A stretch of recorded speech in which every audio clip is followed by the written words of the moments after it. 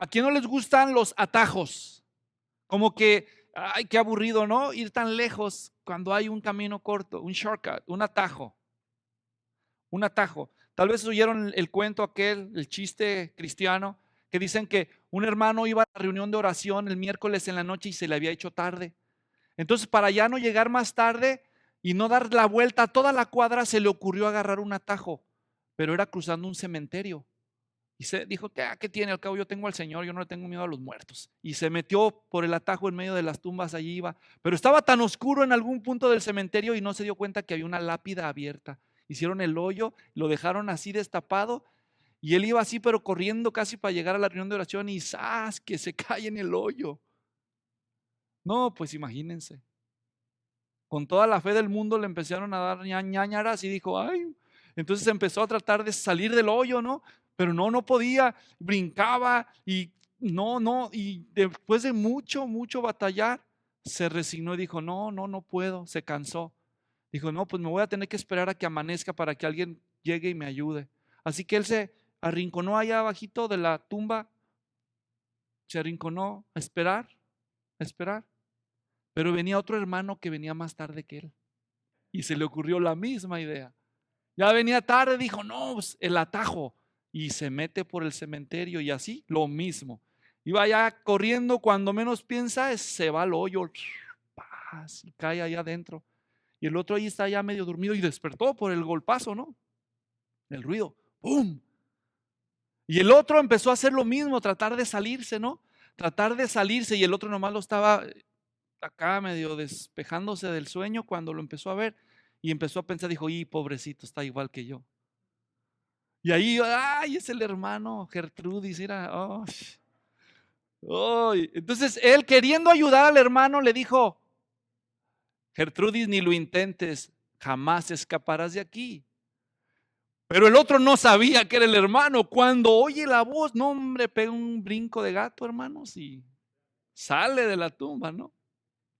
Obviamente esto es un chiste, esto es un cuento que me sirve a mí para introducir la idea de los atajos y los hoyos. Estamos estudiando las tentaciones del Señor Jesús en Lucas capítulo 4. La semana pasada ya vimos la primera tentación. Hoy vamos a ver lo más que alcancemos por el tiempo que disponemos de la segunda tentación de Cristo. Y la segunda tentación de Cristo fue una invitación a tomar un atajo. Y hoy vamos a descubrir cuál es el atajo y el hoyo al que el diablo invitó a Jesús a entrar, pero el Señor Jesús sabiamente lo evitó. Vamos a Lucas capítulo 4, versículos 5 al 8. Leo en la Biblia de las Américas, la Nueva Biblia de las Américas. Leo Lucas 4 del 5 al 8. Llevándole a una altura, el diablo le mostró en un instante todos los reinos del mundo. Y el diablo le dijo, todo este dominio y su gloria te daré, pues a mí me ha sido entregado y a quien quiero se lo doy. Por tanto, si te postras delante de mí, todo será tuyo. Respondiendo Jesús le dijo, escrito está, al Señor tu Dios adorarás y a Él solo servirás. Ahí nos detenemos. La semana anterior expliqué cómo es el formato de la narrativa. Cada tentación sigue el mismo formato. Primero se nos da el antecedente de la tentación, después se nos presenta la tentación en sí misma, su naturaleza y después la respuesta de Jesús a la tentación. Antecedente, naturaleza y respuesta a la tentación. Y en este pasaje encontramos, a diferencia de Mateo, que las últimas dos tentaciones están invertidas. Es decir, en Mateo esta es la tercera tentación, en Mateo 4 del 1 al 10, mientras que en Lucas aparece en segundo lugar. Y eso es por propósitos teológicos de cada uno de los escritos. Hoy nos vamos a concentrar entonces en la tentación a adorar al diablo que recibió el Señor Jesús. Empecemos considerando los antecedentes de la tentación, versículo 5. Vamos otra vez al texto. Dice allí que llevándole a una altura, el diablo le mostró al instante todos los reinos del mundo. Dos acciones del diablo hacia el Hijo de Dios, el Señor Jesucristo. Número uno, el diablo lo llevó. La palabra llevar aquí es idéntica en cuanto a su raíz con la palabra que se usa en el versículo 4, en el versículo 4:1, en el versículo 1 del capítulo 4, cuando dice: Jesús, lleno del Espíritu Santo, volvió del Jordán y fue llevado por el Espíritu en el desierto. El verbo es el mismo en griego, llevar. Aquí vemos Jesús siendo llevado por el Espíritu al desierto. Pero hay un momento en donde ya no es el Espíritu el que está llevando a Jesús. Ahora, aquí en el versículo 5, ¿quién es el que lo está llevando? El diablo. Y esto a nosotros nos enseña una primer lección. Dios permitió que el diablo llevara a Jesús a un camino peligroso, al camino de la tentación. Y la lección entonces que nos enseña primeramente esto, el antecedente es solo porque Dios lo permite. Dios puede permitir en nuestras vidas, hermanos, a veces que el diablo empiece a llevarnos por cierto camino, a cierta experiencia difícil. Pero no es porque Dios pierda el control, porque es parte del propósito. Así que el diablo podrá tener malas intenciones al llevar un hijo de Dios a cierto lugar, pero Dios no pierde el control. Él tiene otras superiores. ¿Alguna vez has pensado que el diablo podría estarte guiando a cierto lugar peligroso? ¿Tienes miedo? ¿Tienes miedo de que pareciera que el diablo tuviera el control de la situación por algún tiempo? Pienso en por ejemplo, los que están en el hospital. Quizá alguno de nuestros hermanos en Cristo que tiene un ser querido en el hospital pueda pensar, pero ¿por qué mi ser querido está así, sufriendo tanto y se puede hasta poner su vida en riesgo? No se preocupen. El enemigo puede pensar y hacer cosas malas contra un hijo de Dios, pero nunca por encima de la autoridad de Dios. Dios sigue cumpliendo su propósito en la vida del Hijo de Dios. Pero no es la única acción del enemigo en el versículo 5. El antecedente nos describe otro. El diablo se llevó a Jesús para hacer una cosa especial. ¿Cuál es? Mostrarle. El diablo quería que Jesús viera algo. Esa es la intención del diablo, mostrarle algo. De hecho, el pasaje paralelo de Mateo dice que lo llevó a un monte alto. ¿Y qué le quería mostrar? Todos los reinos del mundo, ¿no es cierto? Mostrar. Si ustedes revisan la historia bíblica, el primer encuentro entre el diablo y un hijo de Dios, que fue Eva, allá en Génesis 3, empezó con una tentación. Y el diablo dice que a través de sus palabras tentó a Eva a comer. ¿No es cierto? Igual que aquí a Jesús, la primera tentación, a comer. Pero después dice el texto de Génesis 3:6 que cuando la mujer vio que el árbol era bueno para comer y que era agradable a los ojos y que era árbol deseable para alcanzar sabiduría, tomó. Lo que el diablo no consiguió al principio con palabras, lo consiguió con una imagen. Dicen por ahí que una imagen vale más que 1000 palabras. ¿No es cierto? De hecho, Reina Valera, ahí en lugar de traducir deseable, traduce codiciable. ¿Saben por dónde entra la codicia, hermanos? Por los ojos. Pero nosotros tenemos dos tipos de ojos. Sí, el derecho y el izquierdo. No, no estoy hablando de esos. Estoy hablando ojos literales y ojos figurados. El segundo ojo que tiene un hijo de Dios se llama la imaginación. La imaginación. Les voy a dar un ejemplo. Cierren todos sus ojos. Cierren todos sus ojos. Cierren sus ojos. Ahora imagínense que delante de ustedes tienen un plato con unas enchiladas, con papas cocidas rodajadas, tu salsa favorita.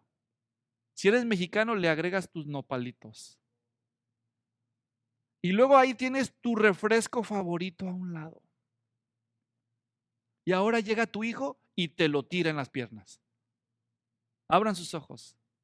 Pregunto, ¿lo vieron? ¿Ven ustedes el poder que tiene la imaginación? Tal vez a nosotros el diablo no siempre nos muestra cosas, pero muchas veces sí. El diablo, una de las estrategias más eficientes que usa para tentar es mostrarnos cosas, especialmente lo que tú pudieras codiciar. Cada quien codicia cosas diferentes. Hay gente que codicia unas cosas que para otros no es nada. Hay gente que, por ejemplo, su cosa favorita es un automóvil lujoso, bien cuidado, bien limpio, lustrado, deportivo, qué sé yo, potente. Y hay otros que le da lo mismo andar en un carro o otro, porque eso no representa algo importante para ella o para él. Cada persona se inclina con codicia ante ciertas cosas y esa codicia se activa cuando las ves. ¿Se han dado cuenta de eso? O cuando las ves con los ojos cerrados, cuando las empiezas a imaginar. Ahora, si tú ya sabes, porque ya hemos explicado en otros lados, que una de las formas que el enemigo trabaja contra las personas, este espíritu invisible, el único que ha visto al diablo en la historia, pues fue Jesús. Porque aparte de Jesús nadie podemos ver al diablo, es un espíritu invisible. Pero lo que el diablo hace es lanzar ideas. Pablo lo describe en términos de guerra, dardos, flechas encendidas con fuego, pero son invisibles. En Juan 13, versículo 2 dice que Satanás había puesto en el corazón de Judas el traicionar a Jesús y la palabra literalmente significa había lanzado al corazón de Judas esta idea de traicionar a Jesús. Así que el diablo no sé cómo lo hace, pero tienen poder en los espíritus malignos para lanzar ideas a la mente de la gente. Y si la gente no es vigilante, la gente agarra esas ideas y se empieza a entretener con esas ideas. Pasa tu carro favorito y tú lo ves ahí y dices, ay, mi carro favorito. Y yo en esta carcancha. Sí, otro año en carcancha yo. No, no, no.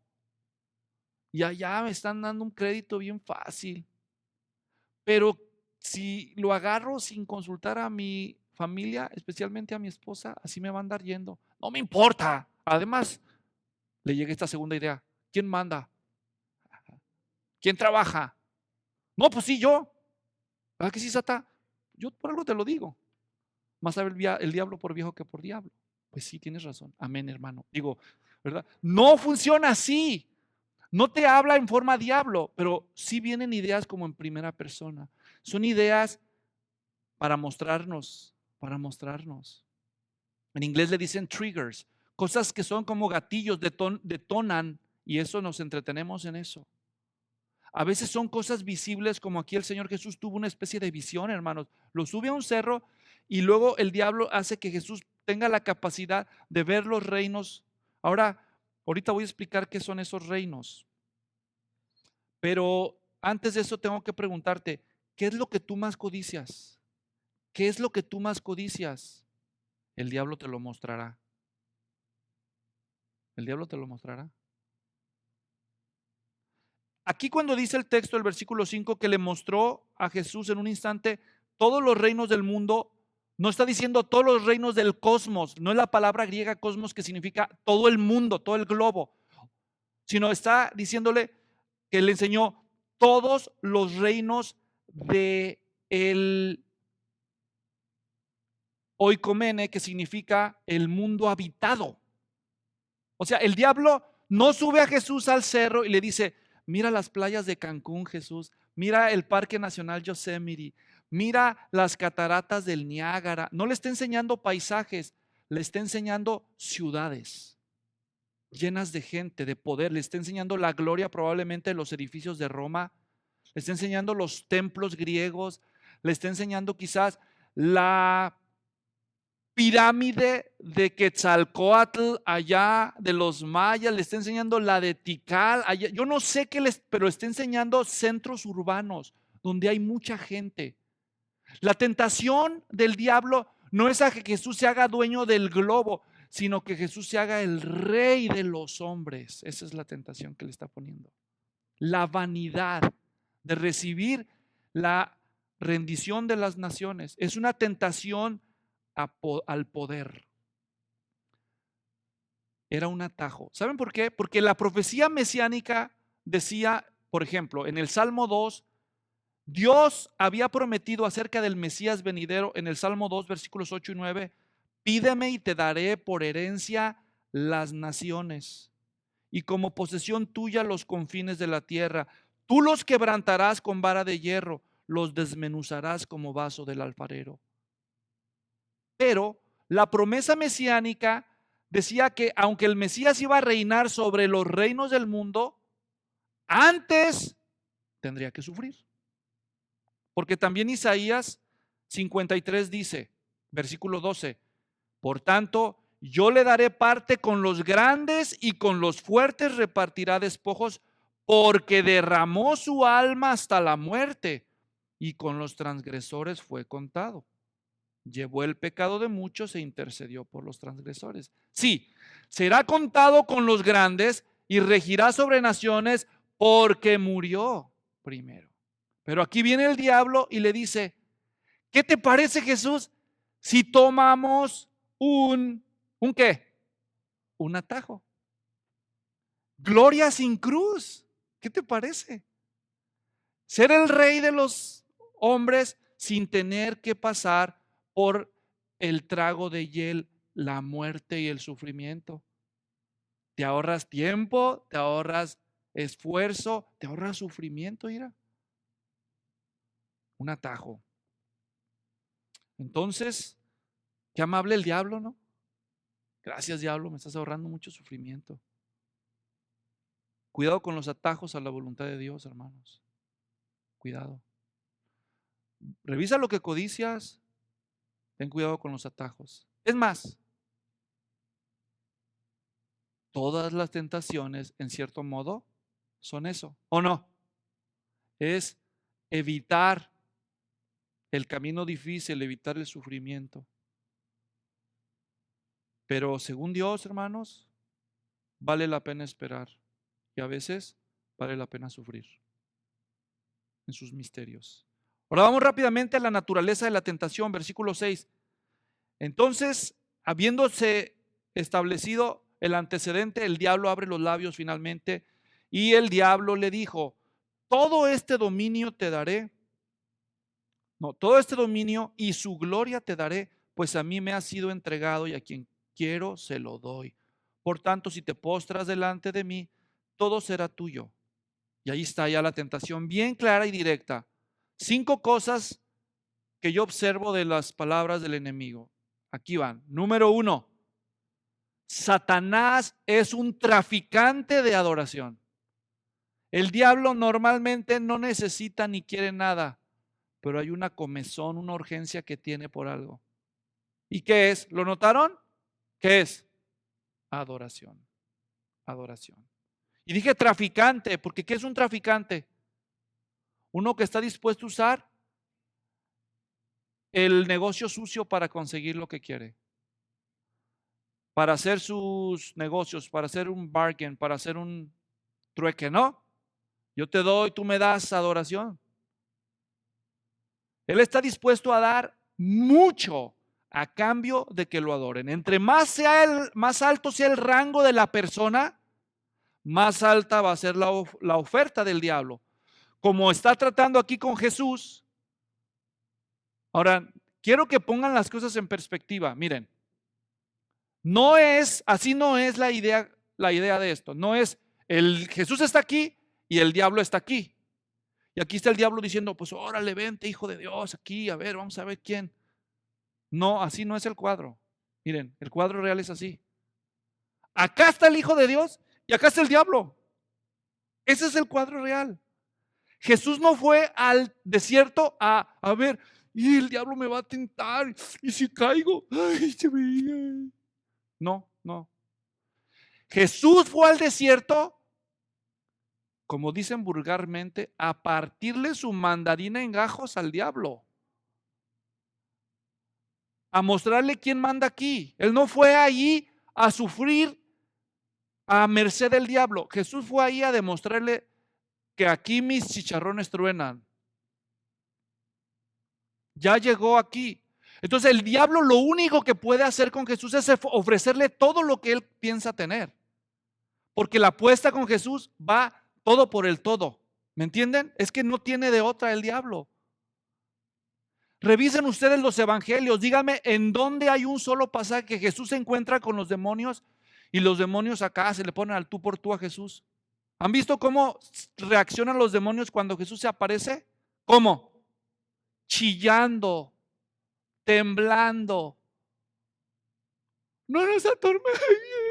Los que lloran son ellos, no es Jesús. Jesús nomás llegaba como si nada y los demonios estaban como perritos ahí con la cola entre las patas. Entonces el diablo aquí, como la estatura espiritual de Jesús es tan alta, él tiene que estar dispuesto a ofrecerlo todo con tal de ganar adoración. Pero no todos tenemos la estatura de Jesús, ¿no?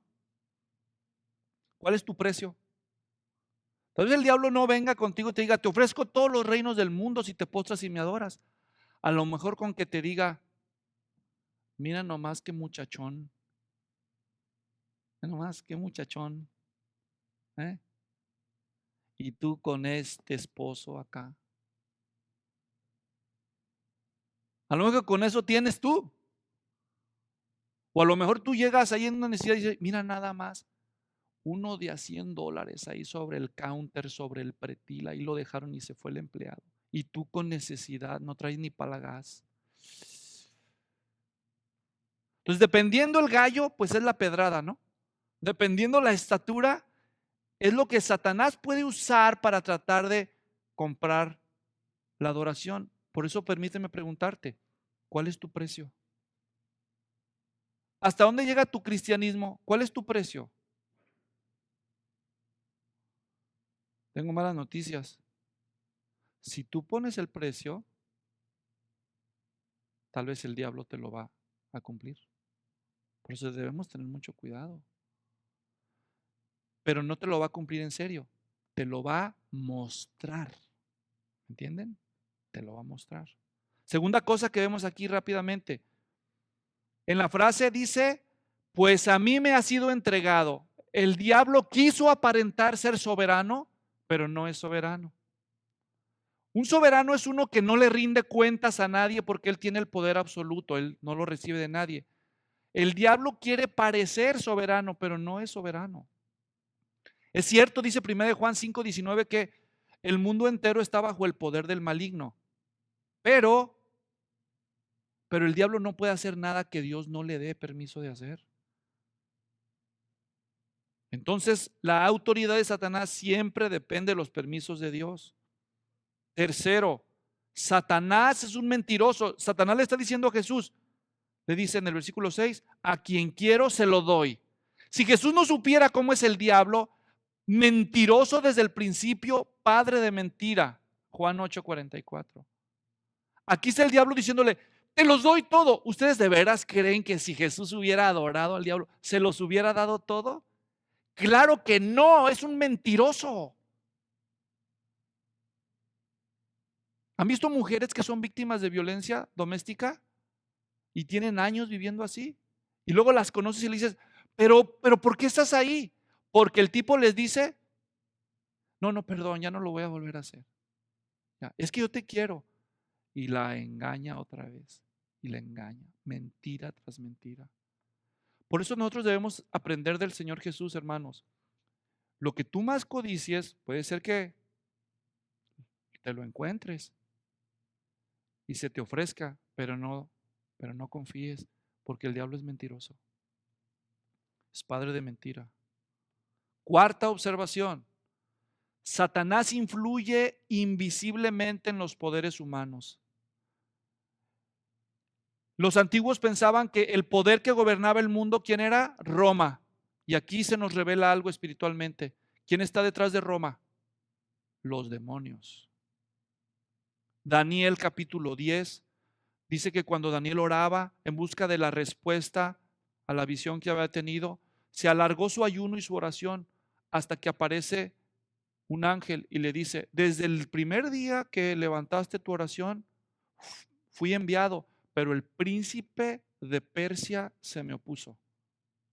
Hasta que vino Miguel, el príncipe de tu pueblo, a ayudarme. Pero después de que me vaya, me espera el príncipe de Grecia. ¿De qué está hablando? De demonios asignados a poderes nacionales. Hermanos, los poderes políticos y militares del mundo son influidos espiritualmente por ángeles. ¿Ustedes creen que lo que está pasando en Afganistán nada más es cosa de los talibanes? No, no. Porque detrás de las religiones falsas hay demonios. ¿Qué trafica el diablo? ¿Qué dijimos? Adoración. Adoración. Muy pocas personas en este mundo serían tan tontas como para que venga el diablo con sus cuernotes y su cola acá y la pata de pollo y la de cabra como lo pintan en la lotería mexicana y le diga: hey, adórame, dame a tu hijo para ofrecerlo en sacrificio en un ritual satánico. O sea, hello, claro que el diablo no, son muy pocos proporcionalmente hablando con el número de personas las que caen en esos actos radicales, por así decirlo. La Biblia es muy clara en muchos pasajes. Primera de Corintios capítulo 8, versículo 4. Primera de Corintios 10, versículos 19 y 20. No lo vamos a leer por cuestión de tiempo. Solamente les digo que los ídolos no son nada, dice la Biblia. Pero que detrás de los ídolos hay demonios. Los demonios se aprovechan de la idolatría de la gente. En Timoteo capítulo 4 dice que en los tiempos finales algunos se apartarán de la fe siguiendo doctrinas de demonios. Hermanos, por eso la fábrica de religiones nunca para. Hay muchísimas expresiones de religiones falsas, idolatrías, para hacer que la gente adore, y de ahí Satanás cobra la factura de adoración que tanta sed tiene por eso, tanto gusto que tiene. Es un incitador de la idolatría, el diablo. Versículo 7, Lucas 4:7. Por tanto, si te postras delante de mí, todo será tuyo. Fíjense nomás lo que está dispuesto a hacer. Ahora no le dice si me adoras. ¿Por qué? Porque típicamente el cuadro visual de la adoración, ¿sabes cuál era? La forma máxima de mostrar adoración, lo acaba de decir el diablo. ¿Cuál era? Postrarse. Postrarse. El diablo quiere que lo adores.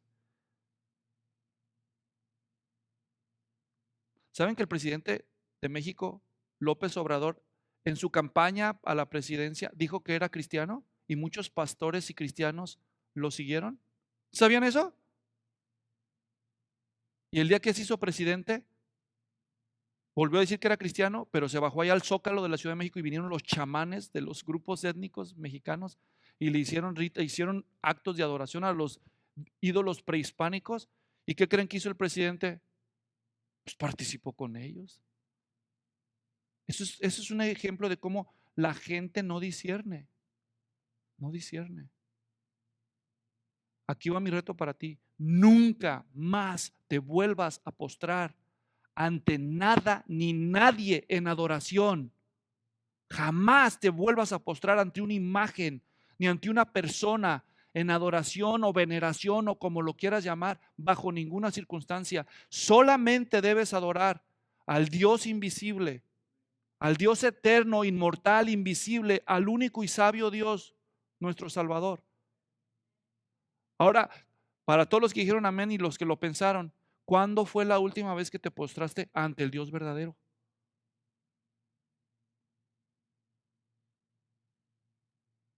No, yo no me postro ante nadie, ni ante Dios tampoco.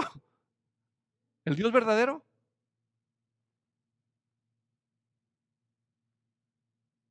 Y ya por cuestión de tiempo, vámonos al final, la confrontación. Versículo 8, respondiendo Jesús le dijo: escrito está, al Señor tu Dios adorarás. Yo prediqué todo un mensaje que se llama la adoración que Dios busca en mi canal de YouTube. Tú lo puedes ver con detenimiento. Fue publicado el 10 de noviembre del 2019. Repito, la adoración que Dios busca 10 de noviembre del 2019, te recomiendo que lo veas. Ahí yo expliqué lo que significa adorar. Adorar es tributar honor a Dios apasionadamente por lo que Él es, lo que Él hace, lo que Él dice, mediante palabras, acciones y actitudes. Hay dos formas tradicionales de adorar a Dios, hermanos: postrándonos, y la segunda, ¿saben cuál es? Viniendo a la reunión. Son las dos acciones más típicas y obvias de adoración. ¿Sí lo sabían? Venir a la reunión de adoración y postrarnos ante Dios. Cuando estás en tu casa, entras a tu cuarto y te arrodillas ante Dios y oras a Él, ese es un buen acto de rendición ante Él. Cuando clamas por tu hija, por tu hijo, por lo que te angustia y te postras hasta el suelo y clamas a tu Dios, esa es una buena manera de adorarlo. Pero la otra forma más conocida en el mundo de adorar a Dios es venir a la reunión de adoración. Pero de nada sirve si tú vienes a la reunión de adoración y no participas activamente de las actividades de adoración. Vienes, pero no cantas, no ofrendas, no oras y te duermes en la enseñanza. Llegas tarde y te quieres ir temprano. Entonces, no estás aprovechando la oportunidad para cumplir de todos los mandamientos. ¿Cuál es el primero? ¿Se acuerdan de los 10 mandamientos? ¿Cuál era el primero? No adorar a otros dioses. Adorar solamente ¿a quién? Al Señor.